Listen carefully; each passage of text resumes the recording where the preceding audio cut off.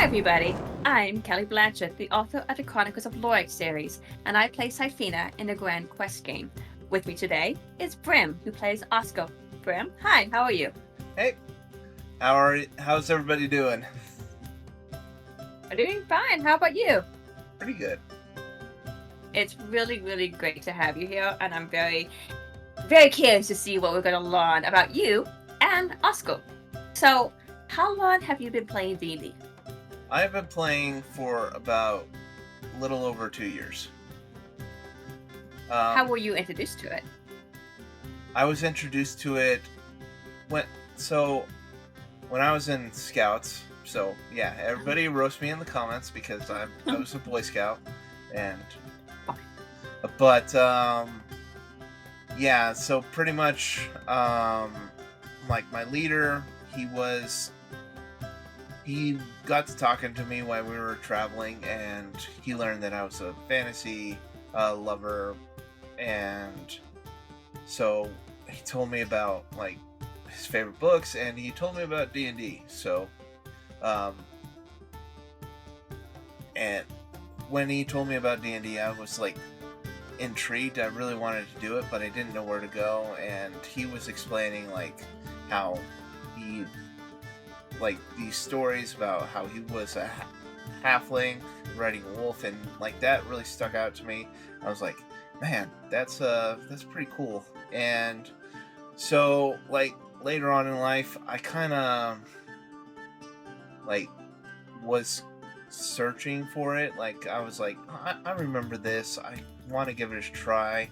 And so I went like looking for it. I like listened to D&D games online. One of my friends invited me to a game that didn't work out. I tried to get together with another group of friends, that didn't work out. And then Pat invited me to this server, which is really where I got my actual first D&D game. And yeah, the rest is history. So, how have you been playing with Pat then? Just 2 years?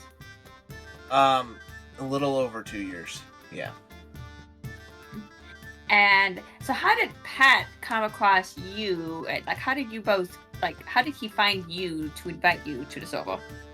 So when I was looking for D&D games to join, one of the things I was looking for was like I was looking online for people to join, and people weren't letting me in. But when I went to a different, when I went to a Facebook group, Pat reached out to me and let me in, which was a huge relief because at the time I'd been like searching for like literally a year, like just doing on and off searching, and people wouldn't let me in. I'd look for websites. I was considering paying for D&D, and like it was just like people were not open for a new player to join their games. They wanted someone with experience, and so just like Pat letting me in, and I mean, I already knew like a lot about this stuff because I bought the books and I read them. So I had never played a full campaign, but I knew a lot about the game. So but yeah, when Pat let me in and I played my first game, like for real, it was awesome. And we actually never finished our first campaign, but it was the longest I'd ever played. Like we played that game for like a full year. So wow. So did the D&D, the experience of D&D, did it meet your expectations that you have been hoping for since you started searching for it? Or did it exceed? I would say it met my expectations. Like there was definitely some grounding, but at the same time, like I learned like a whole new world opened up where it was like role play and stuff like that, and I was like, I really like doing this. And I mean, when you have a good group of people, it becomes really fun. Yeah, for sure. So, do you have a preference of role playing over combat, or combat over role playing, or a balance of both? Um, I like combat. Um, Yeah. but I also like I want balance. If I'm gonna Mhm. play, like, I don't mind having full episodes where I'm just doing role play and full episodes where I'm just doing combat. But I'd like doing like both. I prepare my characters with combat in mind, but I also prepare backstories with roleplay in mind, so that I have like that even type deal. And you do a very good job with both. Thank you. So, what's your favorite class to play? Because I know you played quite a few wizards in the games that I played with you, except for, the Grand Quest game. So, I'm like, I do have my top three, but I would place at the top the wizard. The wizard is my favorite class. I mean, I have a martial itch that I like to scratch, which the wizard doesn't really do for me. But Mhm. as a magical, like, they have so much more freedom than the other casters. Like, the only things that they can't do is really cleric stuff, but that's like, Mm. but clerics on the other hand can really only do cleric stuff. Like, yes, that you have some subclasses that kind of like branch out, but like, Mhm. and so I like wizards because they cover a wide variety. They're like the multi-tool. Um, Yeah. which is why I like artificers and paladins, because they also do that. Like, they're multifaceted. They do whatever they need to do at the time. Like, if the paladin needs to heal an ally and fight, they can do that. Same. Wizards can't heal, but they can support their allies and they can fight. And same with artificers. That's interesting. I mean, I've been curious about the Artificer class. Haven't played that yet. But Wizard, I've looked at it. I was like, yeah, no, not touching that one yet. Maybe one day I'll play a Wizard. I tried it at first, and I don't recommend it, even if you really want to be a wizard, because, like, I did get, like, a little overwhelmed by it. I was like, I'm not really strong at this level, and, like, all this stuff, and I didn't really understand the whole point of, like, saving your spell slots for later and using cantrips, and, but as time went on, I'm now, like, wizard is, for me, the best class in the game. Yeah. Well, you do it quite well, but you do it. But you don't play a wizard in your Grand Quest game. So what, though, is your least favorite class to play? I mean, funnily enough, it's the druid. I don't like their... I know. I like the shape-changing of the druid, but I don't like their spell lists. Like, some druids have an exception to the rule, but then they're not moon druids, which can wild shape into bigger and better things. And then, I don't know. It feels like I'm giving up a key point of the wizard to of the druid to have better things of, yeah. I just feel like it's a little underpowered in the early game, especially. Yeah. But I think, and I'm sure people in the comments are going to be like, oh, you could combine this and this and this and do all these weird, cool combos and make the druid, like, immortal and deal millions of damage. And I'm like, well, I don't really play that way. I play the druid, like, certain ways.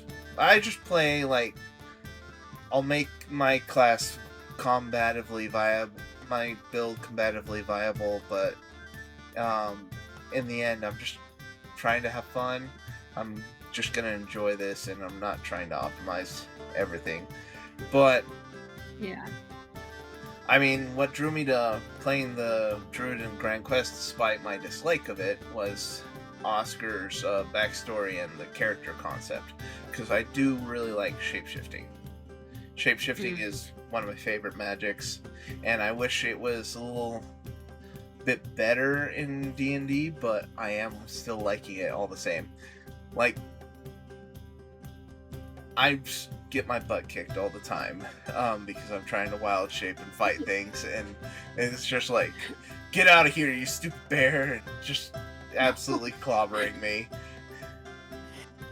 I mean, you do get beaten up quite a bit. You and Kane both just take a beating for the most part, and I always feel so bad for both of you. But yeah, I don't know why that's the case, but it is.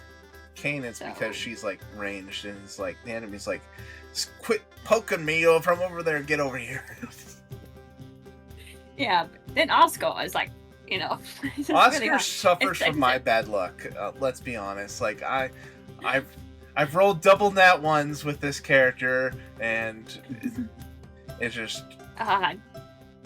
It reminds me of that earlier episode of the Grand Quest game when we first met Oscar, when he went to try to hit the bad guy with an arrow or with a firebolt, and he hits Kane instead, and then the whole explosion that happened, almost killing everybody. Like, that was my introduction to Oscar. So. Don't forget, I also kicked Trevor in the face. Oh, you did. That's nice. You did. That was me rolling double nat ones, and then Pat was like, "Well, roll to see if you hit the end, hit Trevor," and I rolled the nat 20, and Trevor got yeeted. He got farm style justice. It was great. I mean, you did help get him in his right mind again, but that was a fun game. I was so worried everybody was gonna die though. I think Safina would have been fine because she was up in the air, but I think I was like so worried everybody was gonna die. Yeah. So I thought I was definitely dead that episode. So. Yeah, you're like, just leave me. No, we're not going to Paladin. It's like dragging you. I know. I was so ashamed. And I gave you like my last spell slot for healing because I was like, we're not going to let you die. Yeah. So I had a plan if Trevor didn't get you. I had a plan, but he got you, so I didn't have to worry about it. I mean, I'm happy that you did get me. Everybody got me and helped me in, but at the time I was like, let me die. This is like the worst character introduction ever. You were literally rolling a new character while we were playing it. Because you're like, I'm already dead, you guys. Yeah. That was so much fun. But I'm glad he survived. Honestly, to Safida, he's kind of like that cinnamon bun. You just protect. She has to protect because she wants to keep him safe. Even though, he's much more capable, but she's like, no, protect him. Yeah, sometimes I'm not sure I agree with you about him being capable because he gets his butt kicked way too much. Well, think of it this way: when he's kind of tanking in a way, and he takes the hits for other people, so it does help sometimes. Well, but it still hurts. It's like I'll do something really good, and then the moment later, like I'll either get like knocked down because he's so fragile, or I'll miss all my attacks in beast form, and it's just like, really, Oscar? You should just ask Oscar Trevor to teach him in Paladin and see what happens. That would be interesting. Yeah, I mean, maybe. It would be. I mean, I know it's different spell modifiers, and that's the thing that most people don't like. But I was like, it could still be done, and it would still be cool. I mean, I played a druid paladin in a different game, and it was fun. Yeah, I mean. Oscar still, like, he's got good charisma, so maybe. That is a possibility. You can smite in wild form. My issue is hitting in wild form. That's my issue. Maybe you have better luck. I don't know. Yeah. Okay. So, of all the campaigns you've played, is there a character that was your favorite and that you would love to play again? I would say Xander. Xander was a paladin. He was in the original game that we played. I eventually I went through like three different character changes. Actually, 4 different character changes to get to him.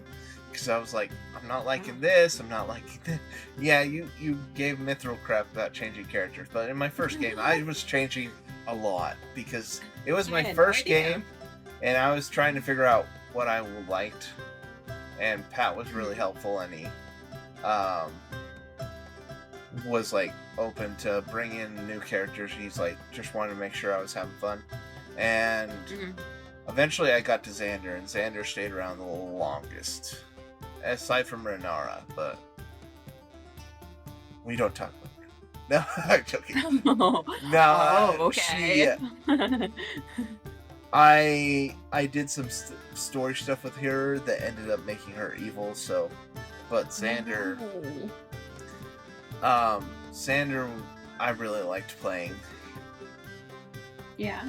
Yeah, just because he was the tragic hero from like Greek myths that like suffers so much in his life because of unfortunate events, but in the end he's still being that strong hero. That's awesome. That's a good hero. Yeah.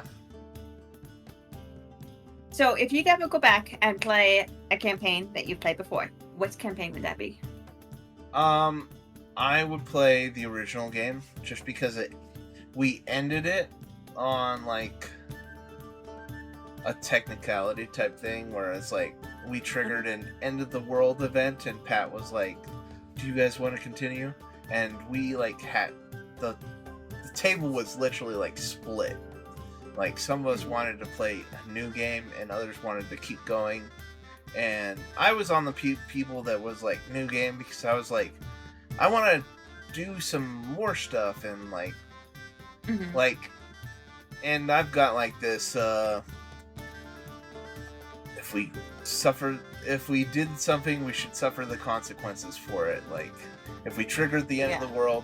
But I kind of want to go back because that was it was a really good game and it had lots of good RP, and I really did like playing Xander, and I won't like, well, how does his story end without just the oh crap, we killed the world type deal. Yeah. Well, hopefully nothing like that happens with the Grand Quest game that we're playing right now, because I would like to see it all the way through. It would be fun. Yeah, me too, for sure. Yeah. So, are you also a DM? Yes, I am a DM. So what are you DMing? I am not currently DMing anything, but soon we will be releasing Brim's short adventures on the YouTube channel, and they will cover shorter adventures all set in the same world, where the stories will be more focused on the story, less on the characters, but the characters will have the weight of their choices heavily impacting the game. Interesting. Sounds fast. I'm sure you're gonna do fantastic. Because I've played in one of your games before. It was interesting. I mean, for sure. Yeah. But... No, that was that was my all villain game. Like we were playing criminals and stuff like that, and so that was an interesting concept. I like doing interesting concepts, just things that aren't traditional, that I just want to be like, well, what if we did this? What if? Yeah. Well, what ifs are always so much fun to explore, so I'm very glad that you are actually doing that. So I can't wait to see how it happens and how it unfolds. So yeah, excited. The first campaign is going to be Island Heart, so coming out here soon. Oh wow, awesome! Good to know. So you play Oscar in the Grand Quest games. What was your inspiration, if you could tell me, for him? So he was heavily inspired by some animes. Without getting too deeply into it, also like horror movie type stuff, like is part of his inspiration for some of his backstory. Particularly old horror movies, like the one black and white ones from back in the day. But I would say his true inspiration is the character concept of what happens when innocent people suffer horrible things. And because I mean, soon you guys will find out what Oscar's origin is, and it will be interesting. I'm kind of worried, but I can't wait to find out. So he has a very, very disturbing way he shifts. Can you tell me what the inspiration for that was? Because it's very unique. So I like to think of it as like, I like to think about magic, partially because I love magic. Like, it's my favorite fantasy concept. Like, yeah, dragons are cool, but magic, you can shoot fireballs and all this stuff. So, like, I think about, like, things like, alright, what would happen when someone shapeshifts into something? And it's like, in a lot of fantasy, they're just like, boom. All of a sudden, they're, oh, I'm different. I'm a werewolf now, or I'm so-and-so now. And I just think, like, and I mean, some fantasy genre, fantasy have done this. Like, well, it's more like bone crunching and, like, pain and, like, well, not that Oscar feels pain. He doesn't feel pain when he shapeshifts, because... It looks painful. I know, but the pain, but the fact that I have to think, it just like is like Oscar shit, like literally changing his body to accommodate it. It's not like 1 second this, the next second other form. So, and that was the inspiration for it. My own twisted mind. Well, you do a very good job describing it. Like, every time you describe it, I'm just like, ugh. So, yeah. It's painful to watch, but you do a fantastic job. Yeah, I mean, I love describing it, to be honest. Like, how much gross can I make this? How much can I just creep everybody else out, right? I'm just like, you should all right, get what am I transforming? Yeah, I'm like, what am I transforming into? And how would that look? Like, if the spider, I'm growing all these tiny little hairs. Well, I should describe that in the most gruesome and horrifying way possible. Yeah, you did a good job. Anyways. So, Oscar himself has very, very few memories of his past. But do you know his past, or is that all up to Pat? I do know his past. I wrote his backstory. And I wrote, I've met with Pat and we've like gone over like certain things. And I'm like, so I'm not telling Pat what to do with my character, but I'm like being like, hey, it would be cool if you did this. And like, Pat's like, I got you. And I don't know how Pat's gonna handle it, but we do have certain things planned for Oscar. But yeah, I wrote out all of his backstory.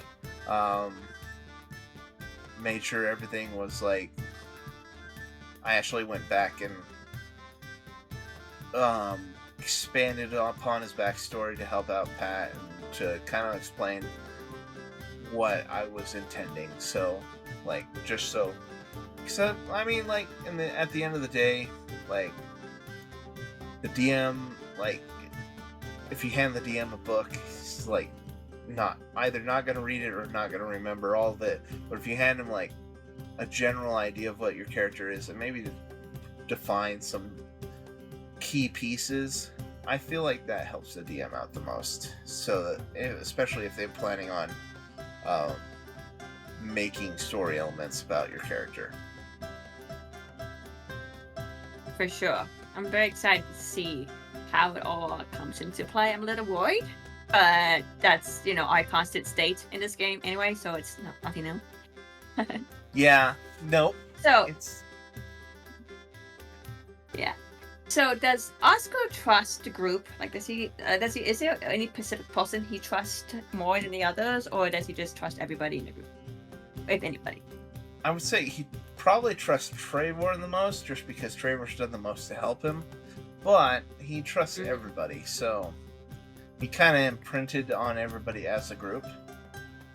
Yeah. And I mean, he has fought side by side with Sif, so quite a few times. Yes, he has. Does he regret joining them at all? Because there's been a lot of scary things that they have encountered. So, I mean, something that has been revealed is that Oscar was wandering around, so he was having to deal with all these scary things anyways, but he was having to deal with it by himself. So, now that he's with the group, he's like, doesn't appreciate the group's constant need to go into danger, but he does like being part of the group. It's better than being alone to him. That makes sense for sure. So, if you had to describe each character with one word, each one word, how would you describe them? He would describe Trevor as strong. He would describe Syphina as mysterious. Describe Kane as brooding. Sif as lonely. And I'm pretty sure that's everybody currently, so... Yeah, I think so. But why would you describe Sif as lonely? Because that's an interesting description for him. Everybody else fits, but... So... Although I don't think Syphina is mysterious, but okay.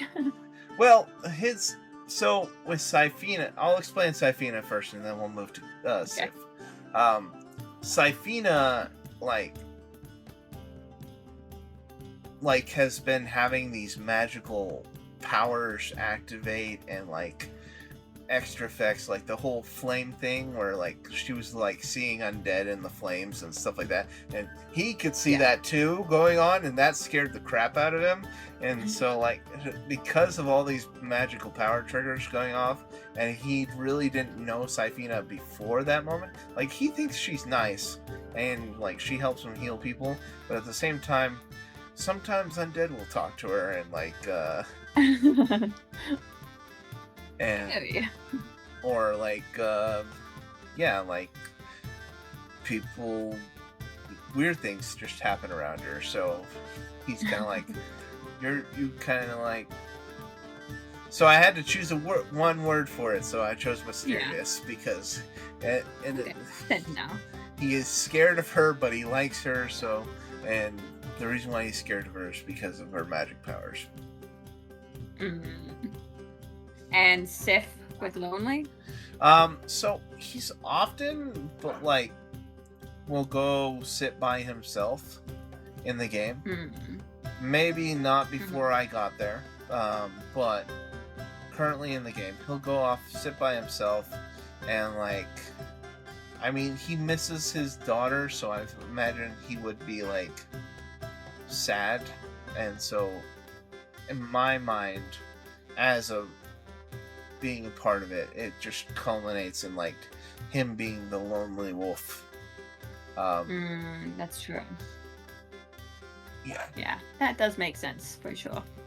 Yeah. So is there anything that you can't wait to learn or explore about Oscar in the game without spoiling anything? So we do have I've discussed with Pat stuff about Oscar's origin, and so I have an idea of how he's going to introduce it, and I can't wait for you all to discover more about the origin of Oscar, because honestly it's great and you all are going to enjoy it. I can't wait. I'm kind of worried, but I can't wait. So, if you had to describe the Grand Quest game in with one word, what would it be? I would say, kind of like mysterious, because we haven't really figured out what's going on with everything just yet. Like, we know there's zombies, but we're not really sure why. Mm-hmm. And there's more beyond where we are, too. I mean, more things going on, so. And I mean, each of the characters have their own mysteries and stuff like that, so. Yeah, we do. So why should people take the time to listen to the Storyteller Tales Grand Quest game? I think it's a good game. We're having fun. We are working really hard to do our best work, and I think that, like, I've listened to other D&D games online and stuff like that, and I think ours is pretty good. And Yeah. I think that people would enjoy it, and so I'm hoping they'll give us a shot. Yeah. Me too. I hope so too. It's a lot of fun to do, and we all have. It's just fun for sure. Well, thank you so much for taking time to answer my questions, to get to know you, and to get a little bit behind the scenes of Oscar. It's always fantastic to learn those little snippets of the things. So, thank you for being here. Yeah, for sure. Hey everybody. Thanks for listening. Yeah, thanks for being here, everybody. We really appreciate it. Take care. Bye. Bye. Hey, thanks for listening, everyone. If you like the story so far, leave a like. And if you want to hear more, subscribe. Remember to always check for mimics underneath that bed of yours. We'll see you next time.